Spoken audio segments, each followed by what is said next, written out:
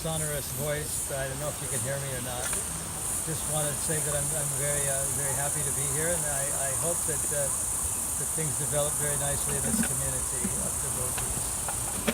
One thing that a devotee once told me in New Govardhan is how important it is that we who are gurus or have disciples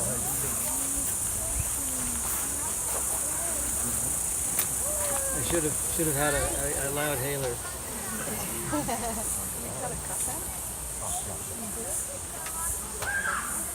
You can move closer if you can stand the sun. I don't think I can move any closer. There's some shade over in this area.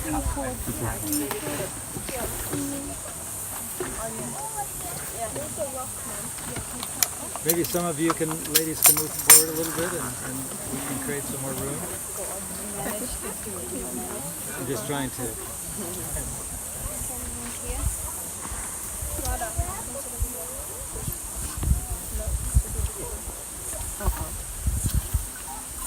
So basically what I wanted to say was that how important it is that the presence of Prabhupada has to be emphasized, and we who are acting on his behalf have to continuously and repeatedly emphasize this, because we've seen videos and we've read books and so on, but it's not the same thing as being in the presence of Srila Prabhupada. I think what people want to know more than anything is what he was like, what he sounded like, what he looked like, what he felt like, what he said, and what it was fairly like to be in his presence.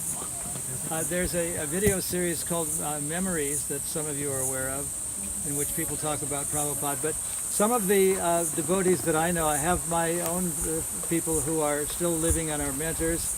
My mentors are Giriraj Maharaj, Niranjan Maharaj, of course there's others, Ravinda Sarup Prabhu, Shiva Ram Maharaj, and Giriraj Maharaj. Those are my main mentors. Of course there are many other people.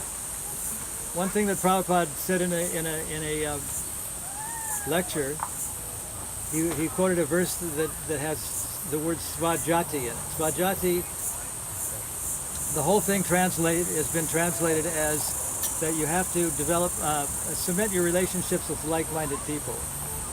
Sometimes it's very difficult to find people that we can have an intimate relationship with.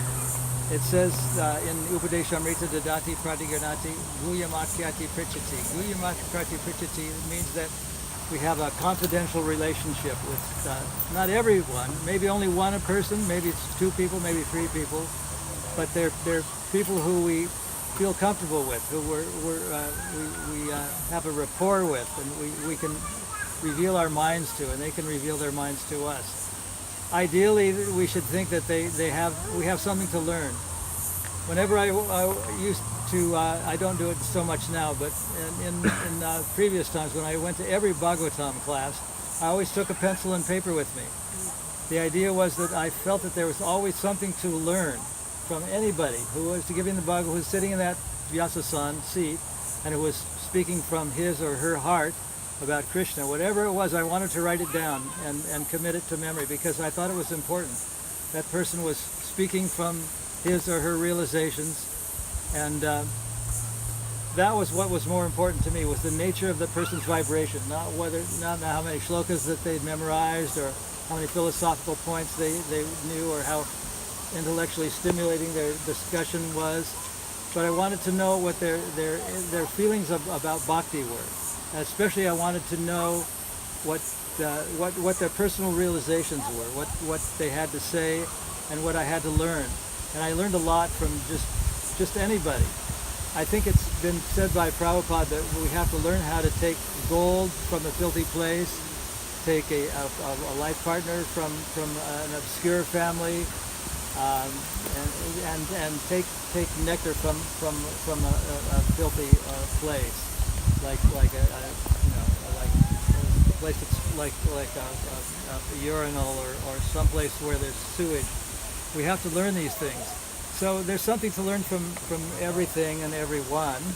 And even it's mentioned in the Srimad Bhagavatam that one of the devotees he learned from nature. He learned from the king, from the arrow maker, And Prabhupada himself said that we can learn a lot of things from nature just by watching nature, by watching insects, by watching trees grow, by seeing how the plants grow and how insects live.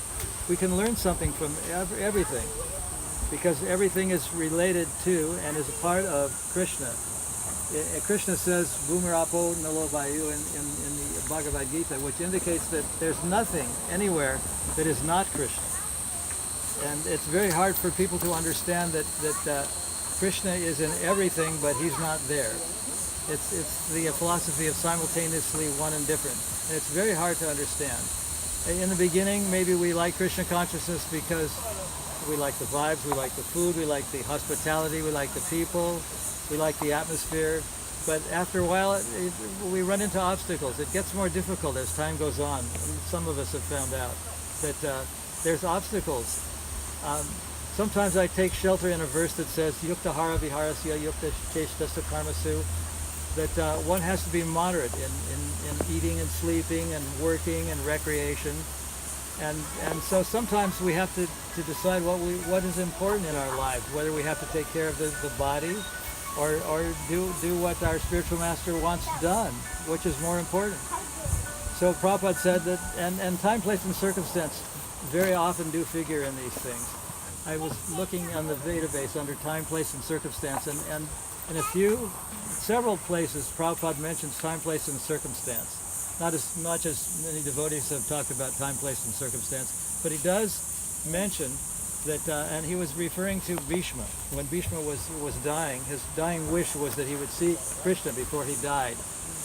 And someone came into the GBC room when I was a member of the GBC, saying that he noticed when he was on his dying bed of arrows, so to speak, he noticed that Draupadi was there, Krishna was actually there, and the Pandavas were there, and many demigods were there from the heavenly planets. But he noticed that there was kind of an ironic smirk on Draupadi's face. And he said, "Why is this? At a time like this, how can you have that kind of a look on your face?"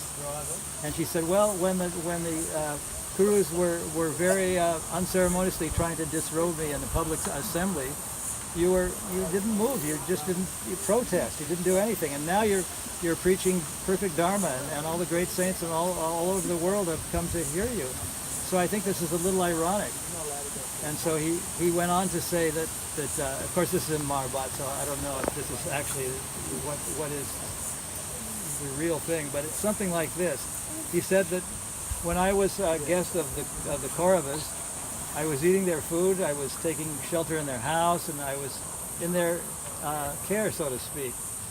So I couldn't really do anything against them or do anything that was contrary to what they were thinking, what they were doing, because it wouldn't have been the right thing to do. But now that all the blood is drained out of me and all the food that they gave me to eat is gone because all the blood is gone out of my body, I can speak Dharma. And she was satisfied with that answer. So in what I was getting at is that on one of Prabhupada's lectures, he says that Bhishma acted. He gave instructions to everyone individually according to who they were, according to the audience, according to where he was, which was in India, of course, which is a very spiritual place, and time, place, and because he was at the end of his life, he addressed everyone accordingly. And Prabhupada goes on to explain how he very carefully knew what to say to each person. He knew what to say to Arjuna. He knew what to say to Krishna. He knew what to say to Yudhisthira. He knew what to say to Draupadi, and he addressed each person differently. Sometimes we see in Prabhupada's letters that he says things that are opposite. They appear to be contradictory. He seems to be saying one thing to one person and saying just the opposite to another person. So it's a time, place, and circumstance rule. One of the things he said, and Giriraj wrote about this in his 1974 offering and Vyasa Puja to Srila Prabhupada, and Prabhupada was, I guess he was still here then. He left in 77. But there was a devotee, and they were in India. This was in 1974. I don't know, it was maybe earlier than that. It was quite a bit earlier, because this is a kind of a memory that one devotee had. And there was a devotee named Malati who was struggling a lot. She had to argue with the wallas that were driving rickshaws on the bicycle wallas, and she had to, each time she had to cook for Prabhupada, she had to get all the ingredients from Navadweep, and she had a big struggle with the shopkeepers and with the conveyance people who were getting her there. And so she decided that she was going to give up cooking for Prabhupada. He was always very critical. He said, this is not right, it's got too much salt or not enough pepper or whatever. And she said that she made up her mind that she was going to tell Prabhupada that she was going to resign.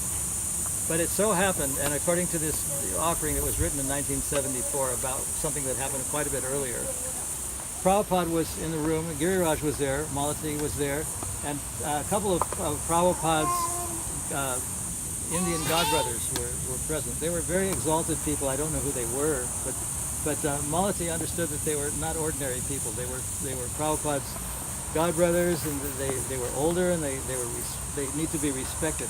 So she said, well, I'm not going to resign today in front of all these people. I'll do it tomorrow. And so what came to pass was that she came into the room to make the offering to Prabhupada, even though she kind of knew that he was going to criticize it and find something wrong with it. But she covered her head, and she got on her hands and knees, and she removed this like a purdah that divided the women from the men, and she kind of, in a crawling mood, offered this plate to Prabhupada. And Prabhupada turned to his godbrothers and said, see? And she was a Westerner, you know, and for a white person in India, it's kind of a, you know, unusual thing to think that these people that are thought of as being malechas or lower than malechas could be devotees. And Prabhupada looked at her, and he looked at his godbrothers and said, she would slit her throat for me. Those were his words. She would slit her throat for me. And then he paused, talking to his godbrothers, and he said to them, he said, and I will slit my throat for her.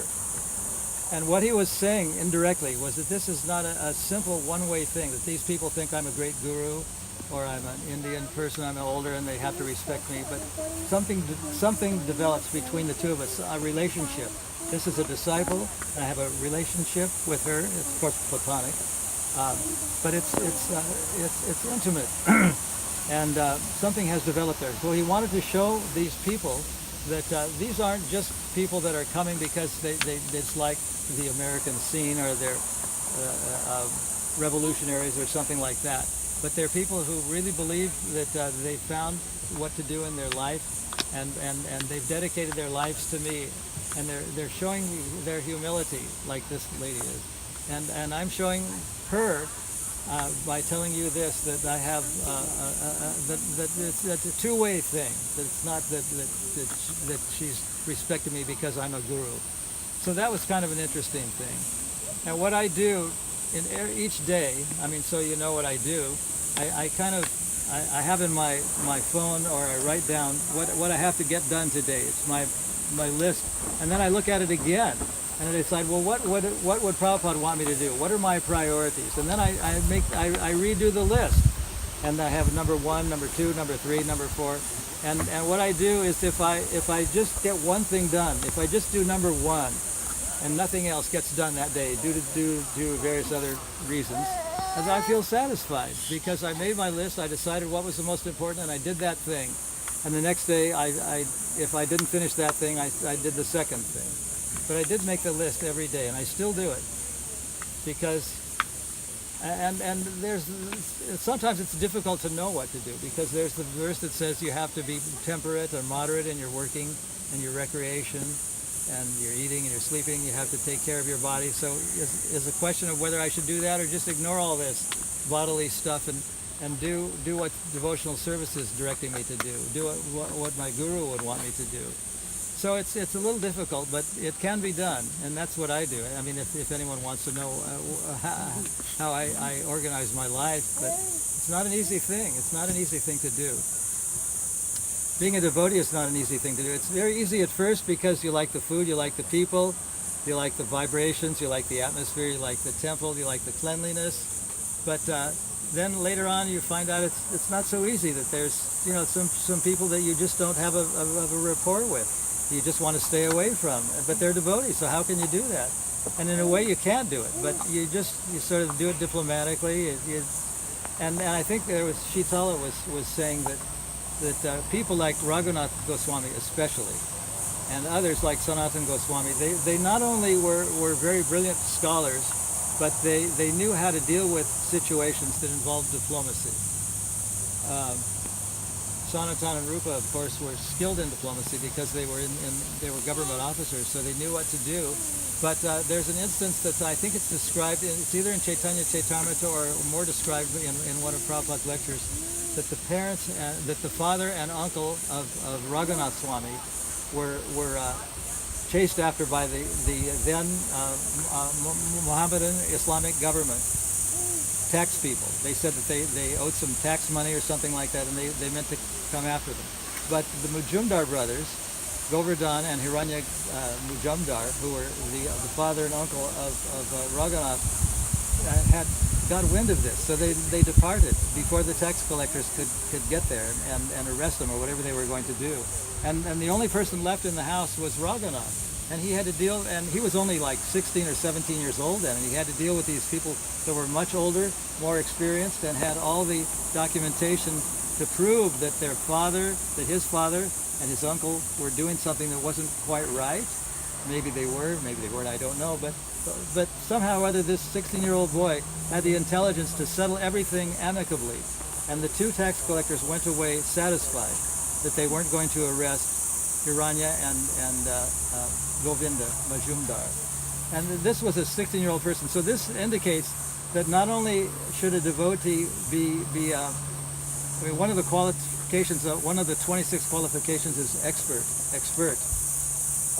We have to know the Shastras, but we also have to be able to, what they call, think on our feet. We have to know how to deal with situations according to what they dictate. And there's the incident of Sanatana Goswami who had to tell little white lies to the innkeeper because he was planning to assassinate, to murder Sanatana Goswami and his assistant, because he was aware that somehow that the assistant had some money. And then Sanatana found out, and he told the jailkeeper that he would reward him very handsomely if he helped him get over the hilly track. So what I'm getting at is that even sometimes devotees, when they encounter obstacles, have to use their intelligence. They can't just say, well, I'm a devotee, I'm Krishna conscious, so you can just go to hell. They have to really know what to say. They have to know to say the right thing at the right time according to the circumstance. So that's one thing that we learn in Krishna consciousness as we encounter various obstacles, how to deal with them. We have to deal with them intelligently. So Prabhupada is known for saying you have to use your intelligence. The other day I was giving a class when the British government gave a fiat. It was not exactly a fiat, but a kind of a directive that there would be no more Rath Yatras allowed in Trafalgar Square because one of the devotees did something that was a little bit wrong. I won't go into what it was that was done, but it was definitely wrong.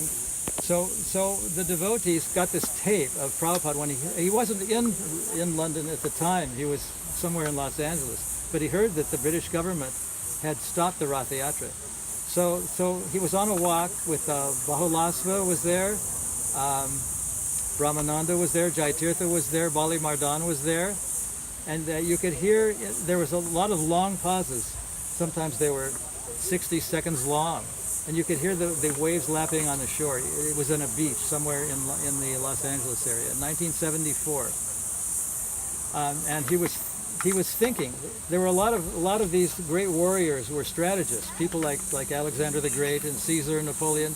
They not only were victorious and good fighters, but they strategized. They knew exactly what to do in order to win, to either to climb a wall or not climb a wall, or to wait and go on the other side of the river. They were very intelligent strategists. So we got the idea that Prabhupada was thinking strategy. During these long pauses, he was thinking, well, they stopped the Rath Yatra. That's not right. At first he was saying, this is a racial discrimination. And then he went on to say it's religious discrimination.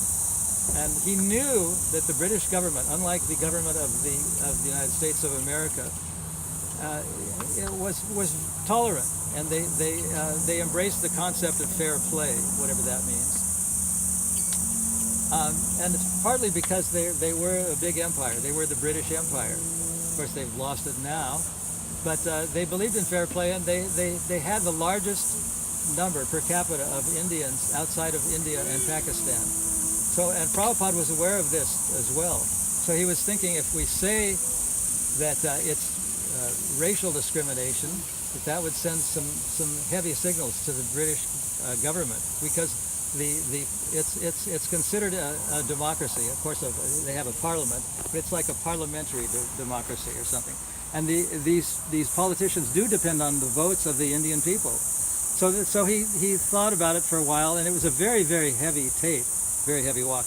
He said they're offenders. They've become offended. He was telling his devotees. It's kind of a private conversation. I'm not going to tell all of it, because he exhibited something that we didn't very often see in Prabhupada. It was kind of an anger.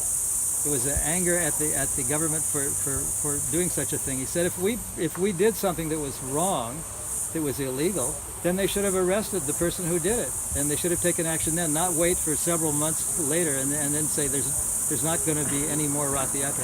Then I think it's a conspiracy.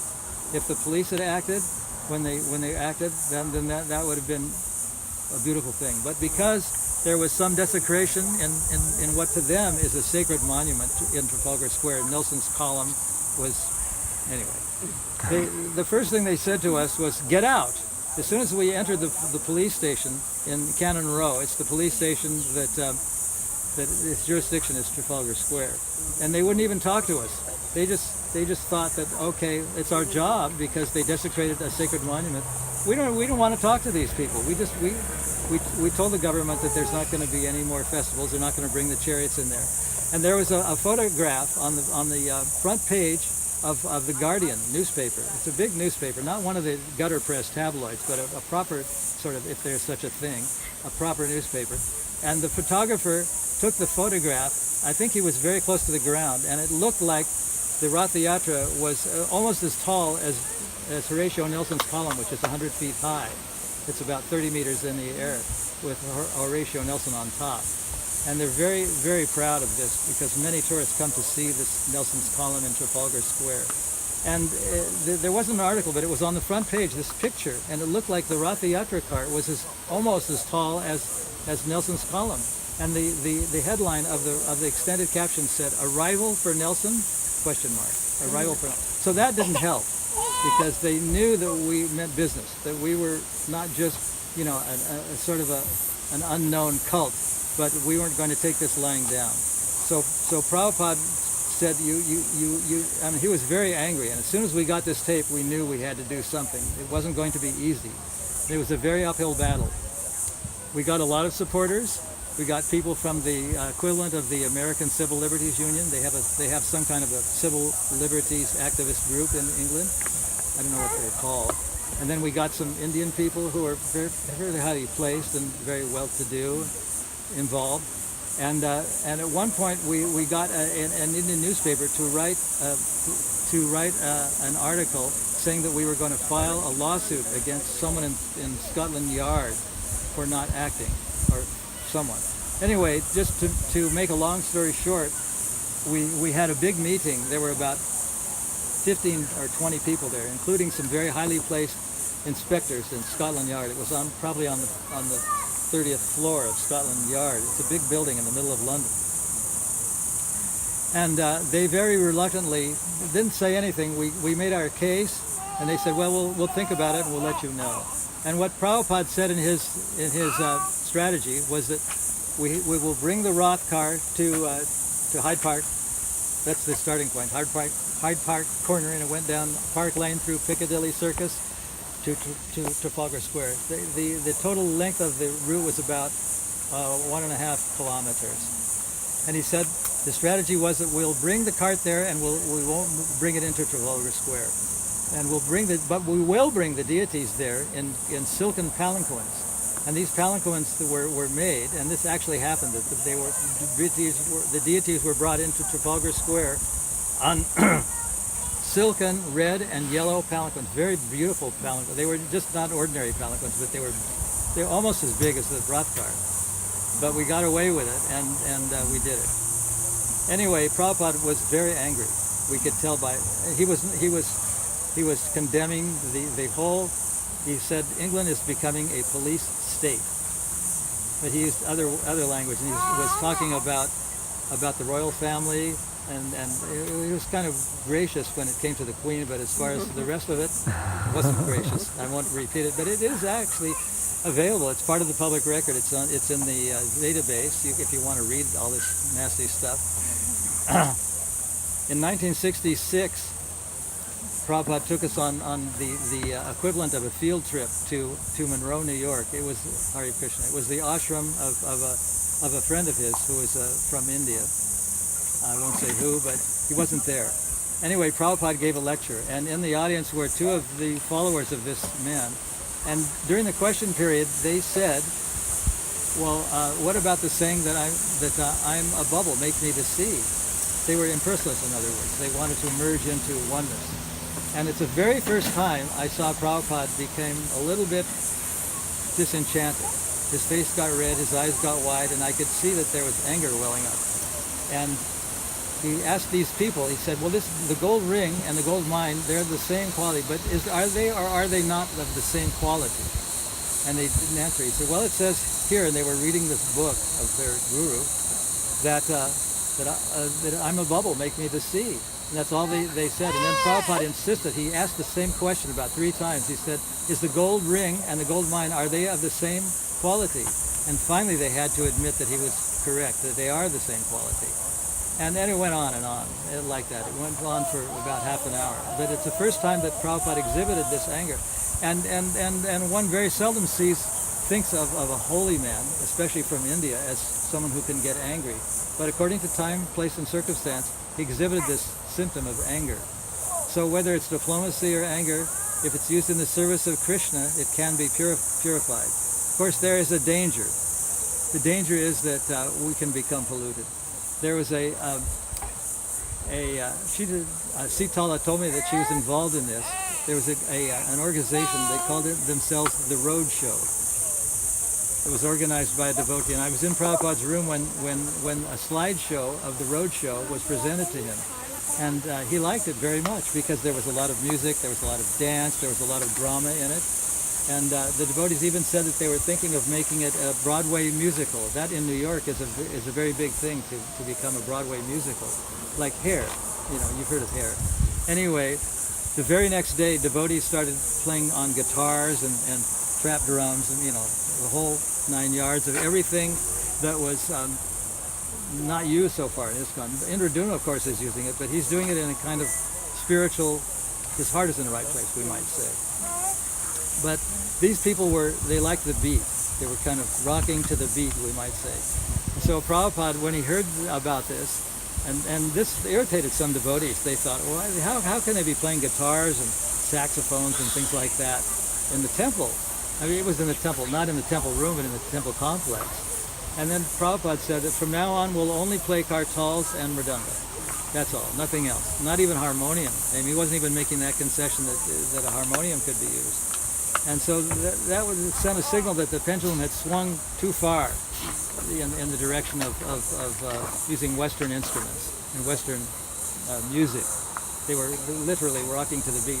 And Prabhupada in India, he was sometimes saying that there are professional musicians that do kirtan, and the danger is that they really like being in the limelight of being a professional and playing good music. But the point is that they weren't devotional, and that's the danger. The danger in the roadshow, the danger in making sort of compromises is that, like bringing the deities in palanquins, is that it can become the exception the rule can become the exception, and so therefore we have to be very full of bhakti and love for Krishna in order to execute our duty correctly according to time, place, and circumstance, and still be devotee of Krishna. It's not an easy thing to do. So when we encounter many obstacles, it's very difficult to know what to do sometimes. And that's why I make my priority list. I think, well, what would Prabhupada do if he were here? And I think that we sometimes have to consult with other devotees to see what they would do. And according to the Upadeshamrita, Guyati Akyati Prichati, there has to be at least one person that we can reveal our minds to, that we can be, sensitive to, and see what they would do in a like similar circumstance. That's necessary. It's part of what Prabhupada called as svajati, or making alliances or close connections with revealing our hearts, revealing our minds to someone, at least one person, who we respect and who we feel we can learn something from. So that's the nature of time, place, and circumstance. So there's always a danger that we can become polluted in various ways. So we have to be, strict in Krishna consciousness. And it really doesn't matter what we wear, what we look like, or what we do, but we have to. And I got involved in a controversy about whether or not devotees should wear visible tilaks. And there's some instances where we can't do it because it's just simply not allowed in the workplace, or because we're in a hostile country. When Mandakini was in the Middle East, in those Islamic countries that are ruled by Islamic law, they couldn't go out their front door in a sari or a dhoti. That's that strict. So it depends where you are, what country you're in, or what part of what country you're in. Like in Florida, we have such a good image that even in the workplace they allow people to wear visible tilaks. But in the early days, Prabhupada advised some of his followers that they should wear a tilak, but they were going to see a real estate agent, a big property owner, and they said, well, wear at least a water tilak. There was a big discussion also that took place. It was an exchange of letters that took place between the then GBC president of Los Angeles. His name was Karandar. He's not active these days. And Prabhupada. And Karandar was making the point that if we go to the airports to distribute books dressed like devotees with tilaks and saris and dhotis, people aren't going to go anywhere near us. They're just going to, so we won't be able to sell any books. So this exchange went back and forth, and Prabhupada was adamant. He was saying, well, we have to be proud of what we wear and what we look like. And finally, Prabhupada relented, and he said, okay, but the men have to wear suits and ties, and they can and have to have a sika. They can let their hair grow out for a month, but they have to have a sika. So he was very strict. He was compromising, but he was also very strict about it. So it's not an easy thing to know what to do in many circumstances. So I'm just kind of talking off the cuff about what I'm thinking, and maybe some of you have some questions to put to me, and I can try to answer them. But that's what I have to say. No, it wasn't a question. So some people say that public speaking is very fearful. That people are more afraid of public speaking than they are afraid of dying. But nowadays, I think people are more afraid of losing their mobile telephones than even dying. But anyways, what you say, I don't know if this is going to be recorded, but I'm careful about what I say in the temple, because I know that it's being recorded, and it might, the people in Denmark or live stream it. Where? I said we might live stream it. Yeah, and as the police are mandated to say in the United States when they arrest someone, is this whatever you say may be used in a court of law against you. So I'm aware of that. Anyways, I don't think this is all being recorded, so if you want to say something, go ahead and say it. So Maharaj, Yes. reading recently about the time when devotees were bringing out a lot of music on one of the albums back there, and I wondered if you were involved much in that. They were actually going and performing in nightclubs. Performing in nightclubs? Performing in nightclubs, singing Maha Mantra. Well, I did it. Yeah, so I'd like to hear about that if you're involved. Yeah, we went to a nightclub in Park Lane. It was called the Troubadour Club, and it was a down and out nightclub with people getting in their cups, getting, pardon the expression, well, I won't say it, but meaning a lot of, intoxicated, very heavily intoxicated. And we were there in this place chanting the Maha Mantra. And we were in this place partly because a member of parliament that we were cultivating was there, but he was so blind drunk that, and anyway, they were not only drinking alcohol, but they were serving meat, and they put us up in the kitchen, which was very near to the place where they were cooking meat. And when Prabhupada heard about this, he said, no more nightclubs. If it's a concert venue, fine, but nightclubs, if they treat you like, and this was like a real posh nightclub. This wasn't just an ordinary nightclub. This is a nightclub for the gentry, for the people that could afford like a 20-pound drink. We did. So he. But at the same time, when we performed at big concert venues, Prabhupada liked that because there was like 300 or 400 people or more, nodding their heads, and it was David Bowie and incredible string band. They were very popular people then. I didn't know this because I was sort of really out of the loop, but anyway. Joe Cocker was another person, and we were on the same bills with these people because our recording had reached number 11 in the rock charts, and we were on this program 3 times called Top of the Pops, which everybody watches. But some of the nightclub performances Prabhupada did not like, and then we played in a nightclub in Soho. I can't remember the name of it, but it's a very popular nightclub. It's in a part of England called Soho, and it's kind of a red light district, and the contract said that we had to perform for 3 hours, and we only knew one song. Perform for 3 hours if you only know one song.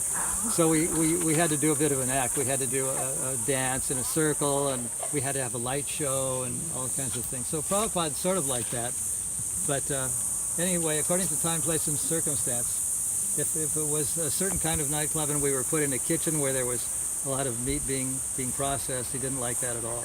He said, this is no place for brahmacharis. And then that was the end of so we didn't take those kind of, and we told the agents who were arranging these, and they arranged things in Amsterdam and in Germany. I mean, we were really popular. They were mostly concert and university venues. They were okay, but we told the agents that no more nightclubs, and they did that. And probably the most bizarre event was one called Festival of the Midnight Sun, which took place in Sweden. At the 21st of June, it's like 1 o'clock in the morning. The sun is real bright because it's so far north. It's like around the Stockholm part of Sweden. And apparently, we were flown there free of charge. We were featured as one of the groups that had a popular song. And it was all done out of doors. Anyway, Prabhupada liked that, and we got paid for it as well. Devotees playing traditional kirtan. Yeah. It was just kartals and mridanga and a bit of dancing. No guitars, no saxophones, no trumpets, nothing like that.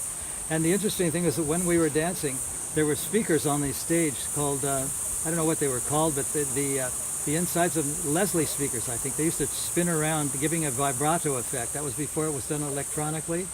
They could spin the speakers inside the cases. The speakers would spin around, and they would create a vibrato effect. And so because we were dancing, these spinning speakers started to crash against the casings, and they created a thing that sounded like an explosion. And the people in the audience thought that was great. That was part of the act. Anyway, they flew us back, and that was a pretty successful engagement. And that was how we supported the temple in those days. We got paid for all those engagements, and even when they were on continental Europe, and with that money we built the temple in Berry Place.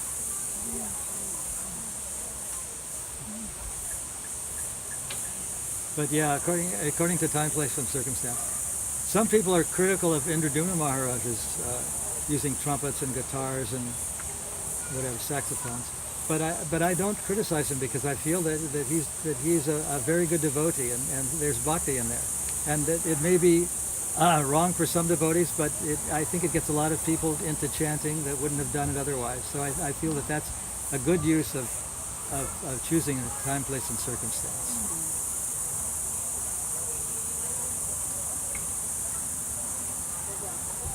So one of the things that has to be mentioned is that I probably don't talk about it enough, is to say what Prabhupada was like, because it's not just the fact that we see videos of him and we read his books, and he talks from, certain lectures are better than others, and we have the database, but people want to know how big he was, what he sounded like, and how he reacted to different things. So those are the kind of things that I can try to explain. I tried to, when I was an early devotee, one of the first things I asked Prabhupada was, what's the difference between a Nitya Siddha, an eternally liberated person, and a Nitya Baddha, an eternally conditioned soul? Because I thought it was contradictory. How can you be eternally liberated and then become eternally conditioned, and then become eternally liberated? If you're eternal, you can't become something else. And so I asked him that question, and his simple answer was that if you don't know the answer, then there's no meaning to eternity. And I just kind of accepted that, not quite understanding what it meant. But then I thought about it later, and then I realized that actually it's impossible to understand everything you want to know about Krishna, and that he knew that, and that he was saying that, like achintya is, I don't know much Sanskrit, but that's a word that means inconceivable. And achintya beta tattva means inconceivably one and different.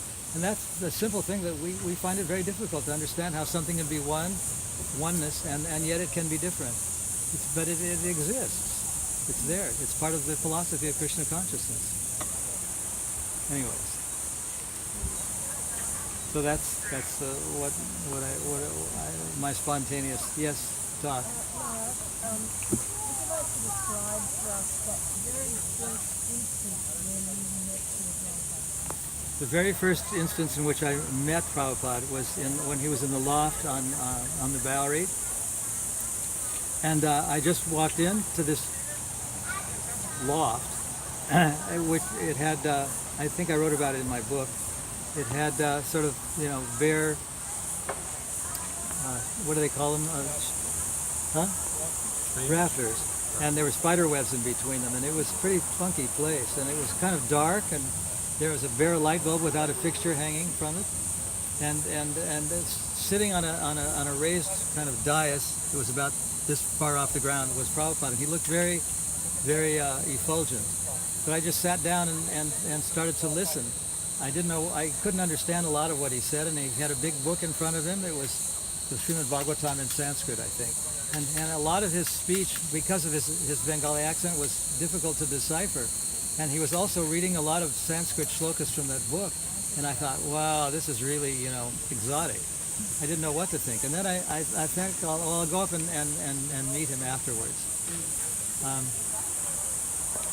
There was a person in that loft that is known as, is described as David. It wasn't his real name. Maybe he was going to file a lawsuit or something. And the Prabhupada Lamrita. And Prabhupada said, water, water. And this 18-year-old boy went to the back of the loft and filled up a goblet with water and gave it to Prabhupada, and I saw Prabhupada drink it. Instead of putting his mouth on the goblet, he just poured water into his mouth. He held up the goblet, and I never had seen anyone drink water like that. And I thought, wow, this is really bizarre. And I thought, I got to talk to this guy. And I went up to him, and the first words out of my mouth, because I was a musician, was, I have a tambura. Tambura is a kind of an Indian stringed instrument. And the first thing that he said to me was, then bring it. And the next time I came, which was about 2 days later, I brought the tambura. And I was very busy trying to figure out what key he was singing in and all that. But that was the first thing I said to him. I have a tambura, and the first thing he said to me was, then bring it. And he had such an innocent, childlike expression on his face. And he said, just bring it. And he kind of gestured like that. That I just thought, well, there's nothing else to say. There's nothing more to discuss, because he's willing to for me to come again. So I didn't pursue anything further. That was my very, very first time I met. Is that all in your book? Yeah, pretty much. No, was it hard to reconcile devotees like yourself, very, very early devotees, Shamshiva, Malati, yourself, some other things? Was it very hard to reconcile that within a few years, that was very difficult to have that very close association with spirituality? Was it difficult to accept? Yes. How did you reconcile? Well, I don't know if you could hear her, but her question was, as time went on, we didn't have as close a relationship with Prabhupada. We had to deal with his assistants and through other people. Is that kind of what you were saying? Well, I kind of knew it was going to be like that because I had a very close relationship with Prabhupada. I left the United States and I went to England. And at that time, Prabhupada started being called Prabhupada. He was Swamiji before that. And then something really different took place in the United States. He developed this whole movement. And I knew it was developing into that, but I didn't realize that it was going to mean losing the personal relationship. But it didn't bother me. I felt that the personal relationship was still there, even though it wasn't, that intimate and close. I felt it was still there. And I was able to, when Prabhupada did finally come to England, which was some years later, I felt that the relationship was still there, even though it wasn't the same. That it was, I had the feeling that it was still there. There was still some intimacy there. And I think one thing that Shruti Kirti told me was that Prabhupada once, when he came to England, when he was in Los Angeles, he told the devotees, he said, from now on, I'm going to stop management. He said, it's too disturbing because I don't want to be an administrator. I want to be a scholar. I'm going to just concentrate on writing books and nothing else. And then Shruti Kirti tells this story. He came to Prabhupada's room and he had a letter sticking out of his breast pocket. And Prabhupada asked him, he said, what is that letter? And he said, oh, it's just a letter from a devotee. It's not important. And he said, well, what does it say? And Prabhupada asked Shruti Kirti to read him the letter. And that was the end of his not managing ISKCON, because he wanted to know everything that was going on in that part of the world from that devotee. So he didn't want us to forfeit the personal relationship. And that kind of, is related to what I was saying before about I would slit my throat for her, showing that it's a two-way thing. Having a disciple is not just a one-way thing, it's a two-way thing. Would you say the relationship then goes more internal instead of external? With that personal relationship? Yeah, I think it does. I think she said does the relationship become more internal rather than external, or more external rather, but there's still some internalness to it. Yeah, I don't know how it works so much with gurus who have a lot of disciples. I have about 100 myself, and I have a kind of a relationship with each one that's somewhat personal, but there's devotees that have literally hundreds and hundreds of disciples. Thousands. But they, Thousands. But the disciples feel that there's something personal there. And one of the things I learned from Sitala's book about, she wrote a book about Narottam Das. It was a very interesting book. It's worth reading. I would recommend it. Is that Narottam Das Thakur regarded his other devotees who he was taking shiksha from as his Diksha Guru. He called them Guru Maharaj, and he treated them very reverentially, and there was a very intimate relationship that developed between the two of them, between Narottam and these other people. I don't even know who they were. They weren't his Diksha Gurus, but to him they were like Diksha Gurus. He had that kind of a relationship, and so that's something that I learned. Of course, nowadays things are different. Now the gurus have disciples from all different countries, from different parts of the globe, and things were a lot more localized in those days. And the gurus didn't have more than 3 or 4 disciples, so things were a bit different. But that's something that I learned from that reading that book, was that people who were very advanced, like Narottam Das Thakur, they regarded the senior devotees as Diksha Gurus on that level. They had a very reverential and internal relationship with them.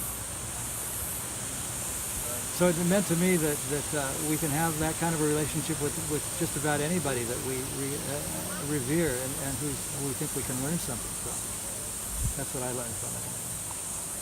One of the big staging posts of the movement was the acquisition of 26 Second Avenue. That was also something that you drove. Could you tell us a little bit about the decision to get Srila Prabhupada's storefront? Well, what happened was he was asking about 26 Second Avenue being sort of a milestone. I kind of thought to myself that the situation in the Bowery was a little bit subhuman. And so I took it upon myself to try to find a better location. So I went to a newsstand in Greenwich Village, which is the first newsstand in New York, in Manhattan, that the Village Voice comes out on. It's deposited. It's the first place that they go to. And I looked in the want ads and I saw that there was this place advertised at 26 2nd Avenue. And so I phoned that number and I made an appointment with the rental agent, and that's how the place was eventually acquired. And then we met with this agent and Prabhupada and someone else, and that's how that place was acquired. It was just through a want ad. Nothing else. And in later years, Prabhupada realized that even that wasn't the best of all possible locations. It was on the Lower East Side, after all, and most of the people that came there were kind of alternatives. Not all of them, but most of the early devotees were bearded, sort of alternative-looking type people. So later on, Prabhupada said that wasn't such a great location, but it was better than some of the uptown Swami locations that were in the East 60s or 70s or 80s in Manhattan, because they were very artificial. So in a way, it was a good thing.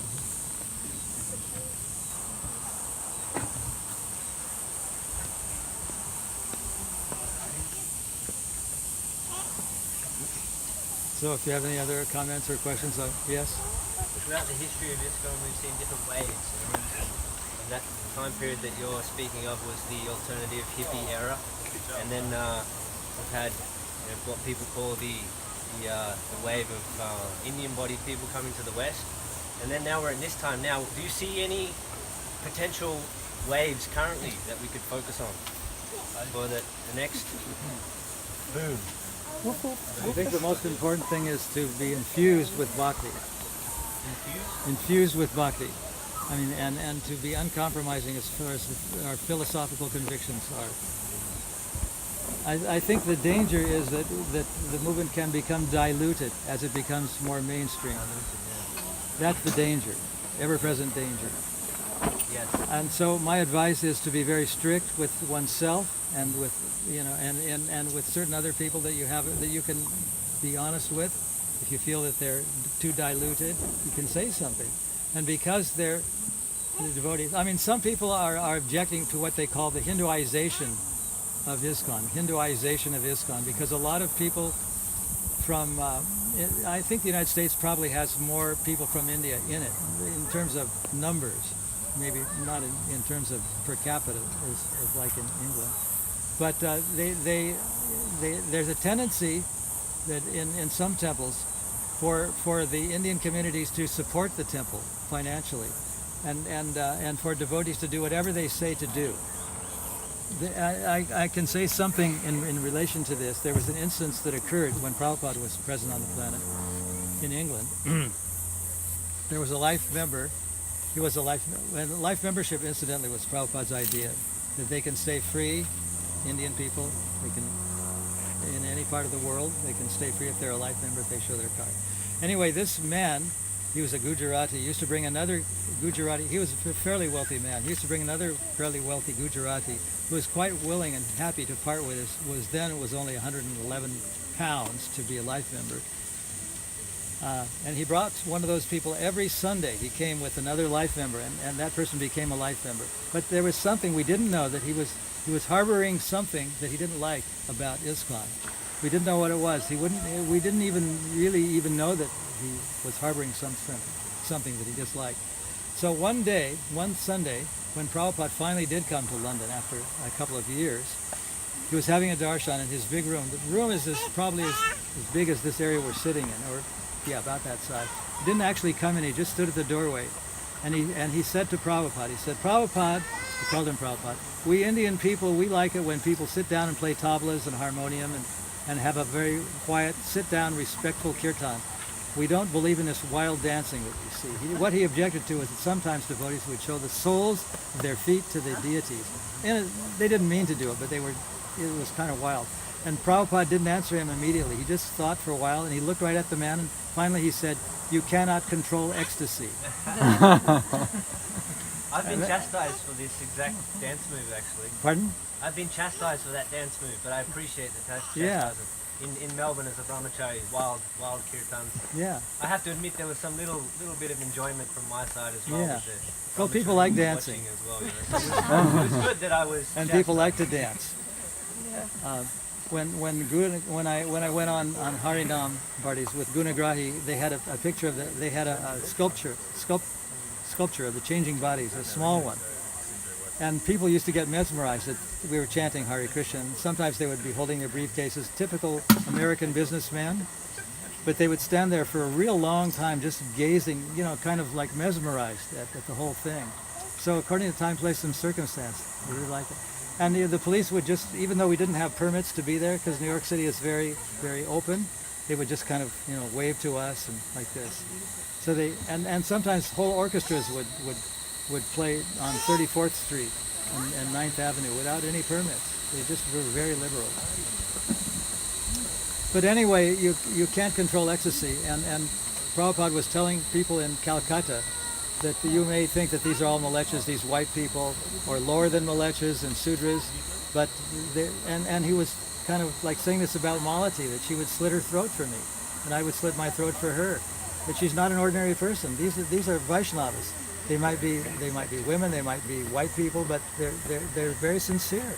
They're more sincere than some people in our own country who make a living off the reciting Srimad Bhagavatam, and there's plenty of those people. And Prabhupada was a fighter. I mean, when he established, Sitala told me, when he established the Krishna Balaram temple, he did something unprecedented. He had white people conducting puja on the altar, and white people were the main principals of that temple, like Guru Krishna, what's his name, Guru Kripa, and Yasodananda. Their names are enshrined in the marble on the inside of that building, because they were the ones who got the money to make it happen, even though they sometimes did things that were not proper. And Prabhupada was aware of that, but you know, the thing got done anyway. You had a question? It was almost prophetic or quite ironic that eventually occurred with one of his disciples later on. What occurred? With the throat being cut. Because wasn't it with Jayapataka Maharaj or Jayatitha? was beheaded. No, but also with Jayapataka Maharaj as yeah. well. Yeah, so it's quite. It eventually happened. Well, to some he of his did. disciples. Prabhupada did say, she was asking about this incident where Jayapataka got his throat cut in the, I think it was in Madrid, somewhere in Spain, temple, in an airport. And that it was kind of ironic or prophetic that it would be one of the typical obstacles that we would encounter.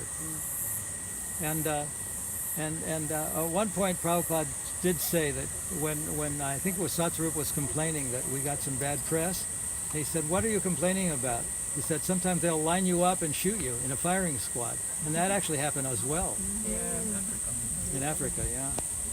But Prabhupada himself wasn't one to turn the other cheek, even though he said when there's negative press, don't get upset about it. Just, he said, like my Guru Maharaj used to see how many times the word Krishna appeared in the article. But when a newspaper called Blitz railed against the devotees, he said we should file a lawsuit against them. A $50,000 damaged lawsuit. So he wasn't one to turn the other cheek when people were assailing ISKCON. But he didn't want us to get unduly upset over a new piece of newspaper article, a piece of paper that desecrated something. But like I was saying about this incident that occurred in London, that was a piece of paper. When Prabhupada saw that, he became very angry. I mean, you can tell by what he was saying about the royal family and about other devotees, that he named, that he was saying some of the inner thoughts about his anger, that he knew that some weird things were happening. And it's that he sort of knew that the first people that he worked with were coming from not very aristocratic backgrounds, to say the least, and that there would be trouble. And there was some trouble. I think he told me once that Kirtananda, I mean, I can name him because he's no longer alive, but he called him a schemer, which is, kind of his way of saying he's calculating. called him a schemer. That was when he told the devotees they shouldn't ever wear dhotis and kurtas and saris.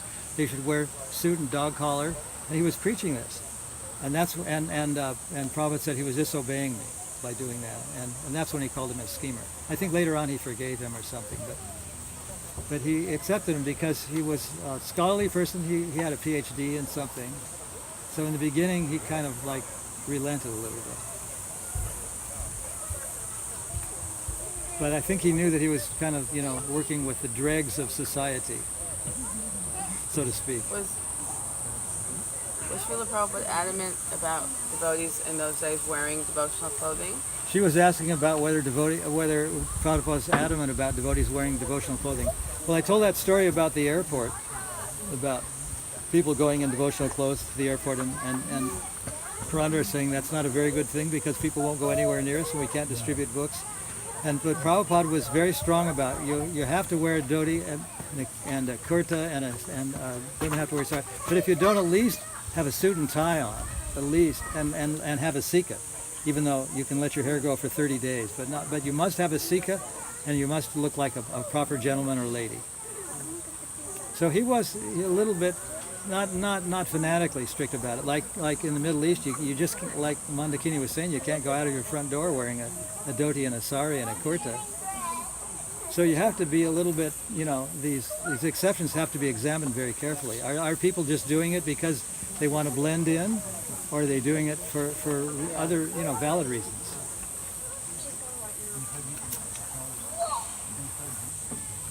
One time in Mayapur, Maharaj, devotees was at a Vulcanese festival. Prabhupada was present there in the temple room. And a lot of the brahmacharis were getting really carried away in their dancing, and they were kind of gyrating and, not looking very kind of saintly. And Prabhupada actually stopped them and said, "Don't dance like this." Oh, that's interesting. Did you hear what you just said? That's a very interesting point. I think Indradyumna Raj has kind of taken this to a higher level because he's choreographed the people so that they dance in synchronized way. That's a good thing. But like you said, sometimes they get carried away, and that's the danger. Yeah, I noticed at the Sacred Sound retreat last year, there was two women dancing in a really weird way, like nothing I'd ever seen. It was a cross between the Macarena and then, because it looked a bit fun, then 3 or 4 more young people were doing it. And it was really disturbing because I know Prabhupada wouldn't have liked it. Well, that's the danger in any time we make a compromise. Some people are going to think that the rule, the exception has to become the rule. That's the danger. So I'm just not not saying it's a simple thing that you always have to wear a sari and you always have to wear a dhoti and kurta and you always have to shave your head. Sometimes it's just not possible, or a good thing to do even. I mean, I can do it because I'm a sannyasi and I don't have any pants or shirts in my wardrobe. I'm an exception. If I had a family and a household, I probably would have to. I mean, I can't climb mountains and go swimming in these. I mean, you can, but it's pretty bizarre. The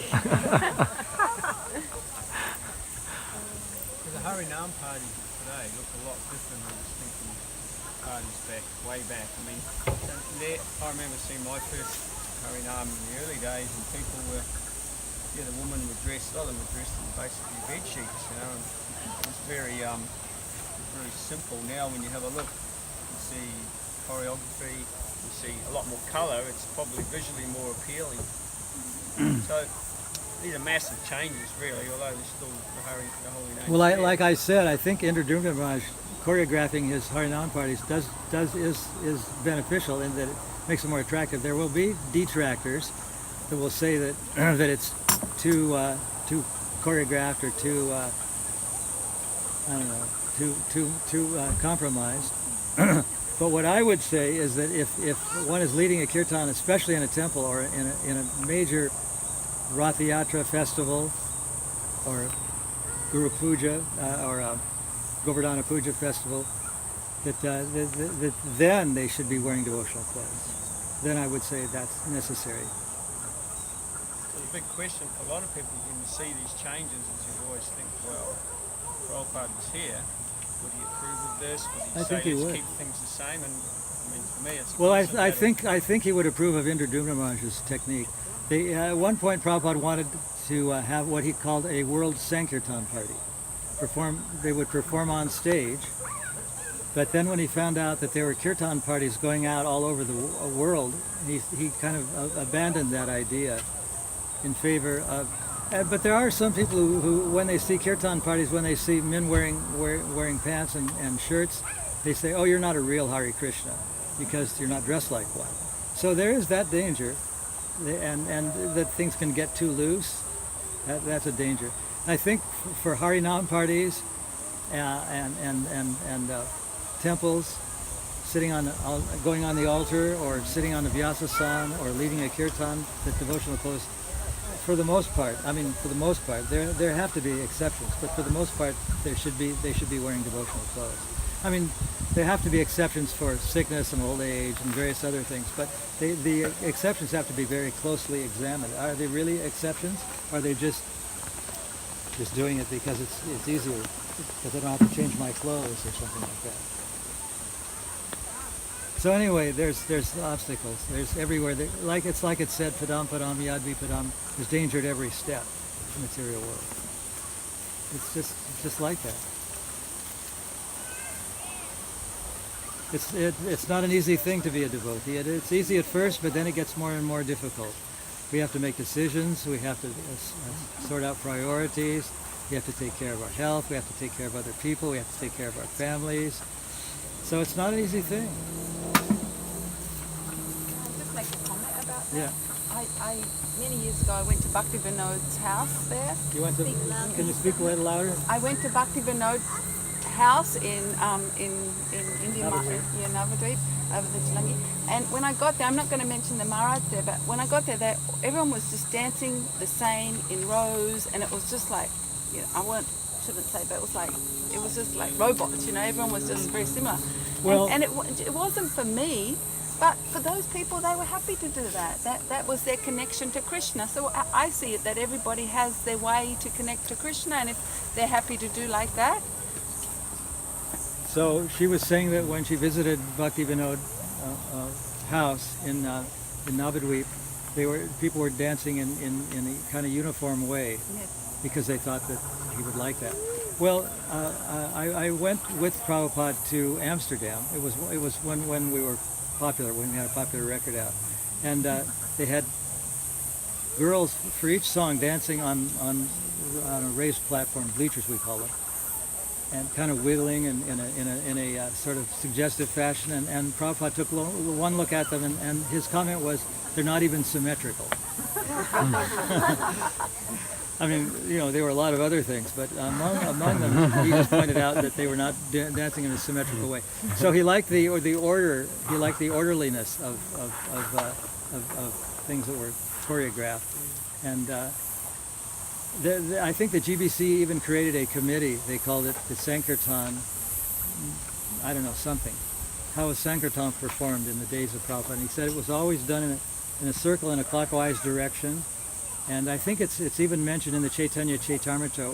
There were so many parties, and each party had so many people in it, so many kartal players, 2 mridanga players, and I think 6 kartal players, and 1 singer. It's mentioned, the size. And then when I asked Prabhupada, what should they do, how should they dance, and he said, well, they can go around in a circle. He made it like it was always in a clockwise motion. So that's all I know about the Sankirtan. But Prabhupada did like order. He said once that every shloka is and it's in the Veda base, is like a poem. And one of the books that Rupa Goswami wrote, Vidagdha Madhava or Leela Madhava, that it could be read forwards, backwards, and in different configurations. Sometimes like a snake, sometimes like a tree.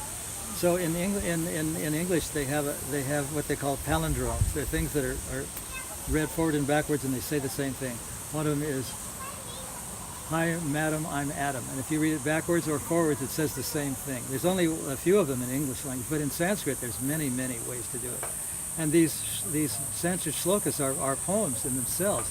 And once he said that yad vipadamna tesham, he said that's poetry. It's got a certain cadence, a certain rhythm to it, which even if you don't know the Sanskrit language, padam yad vipadamna tesham, means there's danger at every step. Padam, it's kind of gravitated into English. Pod means like podium, and it comes from Latin. People know that it means there's danger at every step. Padam, and Prabhupada said, he said, isn't that poetic? Padam yad vipadamna tesham. Isn't that poetic?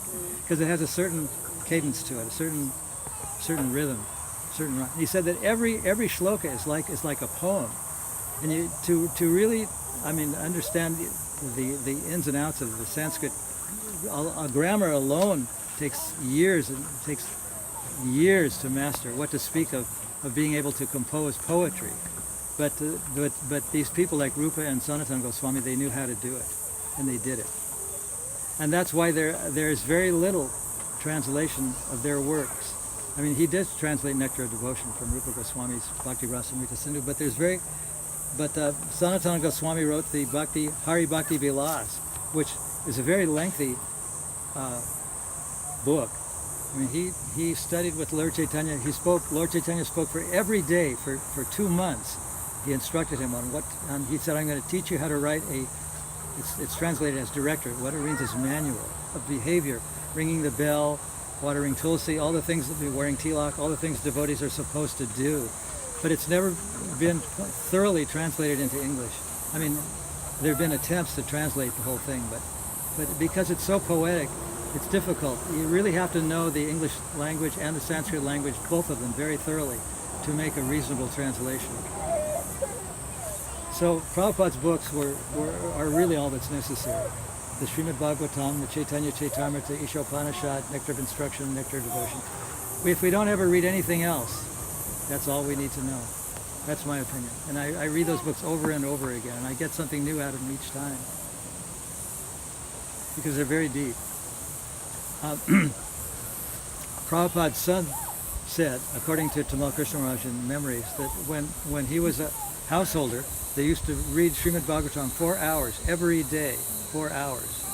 That's what Vrindavan Day said. Said my father used to read.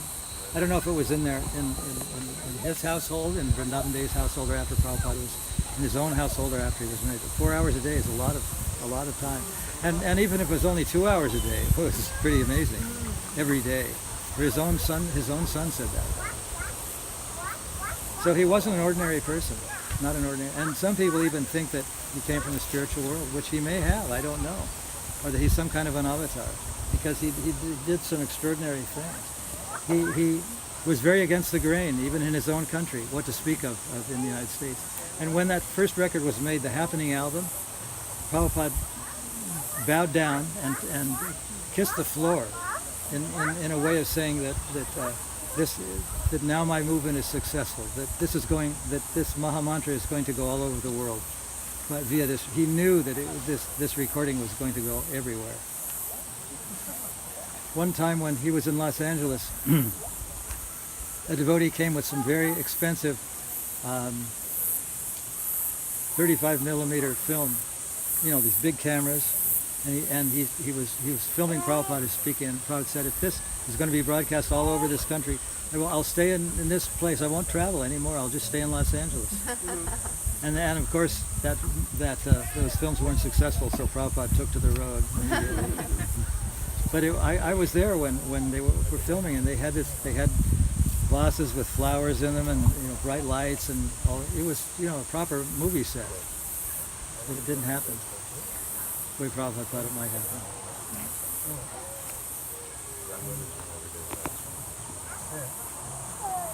So these are just some incidents that are interesting about Prabhupada's life that a lot of people don't know about. But it's interesting that you when you see Prabhupada speak and when you see him interact on videos, it's one thing, but to talk with someone who is actually there is a different thing. You see, I was kind of curious. I was talking with O.B.L. Kapoor, who was one of Prabhupada's godbrothers, and he's probably passed away now. But I was in India, and I videoed him, and I asked him about Bhaktisiddhanta Saraswati. What was he like, and what did he sound like, and how tall was he, and that sort of thing. And it's really amazing that in some of these memories tapes, they say that they understood that Prabhupada was a very big, sort of tall person, but actually he was quite short. He was about 5'3" or something like that. And I don't know, it's about, what is that in centimeters? But a very small person. It's about my height. Yeah. 45 centimeters? What is the height? I know what it is. I know I'm 5'2". Yeah, well, whatever. So there's a lot of things that we don't know. And how did he speak? Well, he was very calm in this tape in Marina del Rey, speaking against the British government. But sometimes when he was speaking in India, his voice became very strident, and he spoke in a very plaintive tone. Like he was really, getting on their case for not going out of India. And he said, if one Indian person can do what I did, he said, what if all of you did it? You were people in Calcutta. What an incredible thing it would be. And one time now, I recall, and I think I wrote about this in my Vyasa Puja offering in a poetic way. But he was in Berkeley at the university, and it was in a big dark hall, and there were probably about 600 or 700 people present.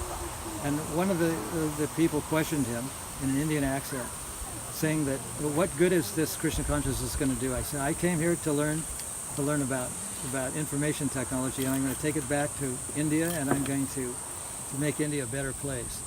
And Prabhupada really became livid when he heard that. He said, you're a beggar. He said, I'm a giver. You are a beggar. You've come here for money, you've come here for food, you've come here for technology, you've come here for a Western education. You're coming to take things. I'm coming to give things. I'm giving the glory of India. I'm giving the thing that India has to offer, the spirituality, the depth of Krishna consciousness. And he went on for about 10 or 15 minutes about, and he couldn't even see this person, but we knew from the accent that it was an Indian. And he really laid into it, this person. When Prabhupada first went back to India, he went to Radha Govinda temple. Vishaka was telling me about this because she was there. And she said that normally Prabhupada would speak for 20 minutes, 30 minutes. He spoke for a very long time, like more than an hour. I forget the exact, I have to look in my notes, but he spoke for a very, very long time. That he spoke in Bengali. And she said that the audience of mostly Bengali gentlemen were riveted. Were what? Were riveted. Yeah, they were riveted. Were rapt. Well, I don't know if you could hear what she was saying, but when Prabhupada, after he was relatively successful in the United States, he went back to India, and Vishaka tells us that when he went to the Radha Govinda temple, which was his family's temple, that he spoke in Bengali, and the audience were riveted, because that's after all is his mother tongue. And I was listening to some recordings that Prabhupada was talking to them. I think they were mostly Bengalis in India, and you could tell by the tone. I couldn't understand the language so much, but I could tell by the intonation. It was really, really heavy. And that was recorded, but it has not yet been translated. Yeah, yeah. I mean, I've heard it in Bengali, and some of the things he said. Some of the time he was speaking in English, but he said, and in the Maidans in that part of the world, that he would speak in Hindi in the morning and in English in the evenings. And he would speak in Bengali in the room conversations, and he was very, very heavy with this when he spoke in Bengali.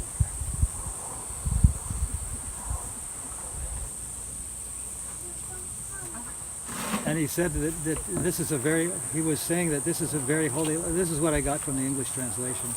Said this is a very holy land. You were very fortunate to be born in this country, so you have to take this knowledge and give it to the people who need it the most. And you're not doing it. Why aren't you doing it? And then he quoted the Chaitanya Chaitamrita verse that says Jari Dake Tari Kahe and Bharata Bhumite, and all these statements that Krishnadas Kaviraj wrote in shlokas, that if you're a human being born in India, you have to perfect your life and give it to others. And he was really on their case. So it was really against the grain, not only in the West, but in India, because so many people make a living off of reciting Srimad Bhagavatam. And someone told me that being a sannyasi in India is like having a PhD in the West. people respect for your status or your color or whatever, and you can get away with just about anything, which in a sense you can do if you have a doctorate degree in this country or the West. I don't know if that's true, but there's some truth in it. Well, I think we better stop here. And I just wanted to thank Syam and Sita for hosting so many people and making such a wonderful arrangement in such a remote part of the world. Thank you again.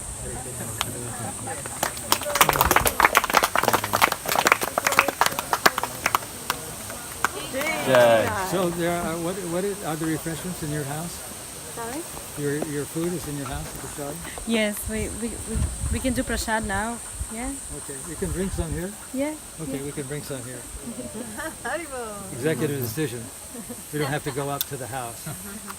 No, we're gonna. We can if we want, but we don't have to. Yeah.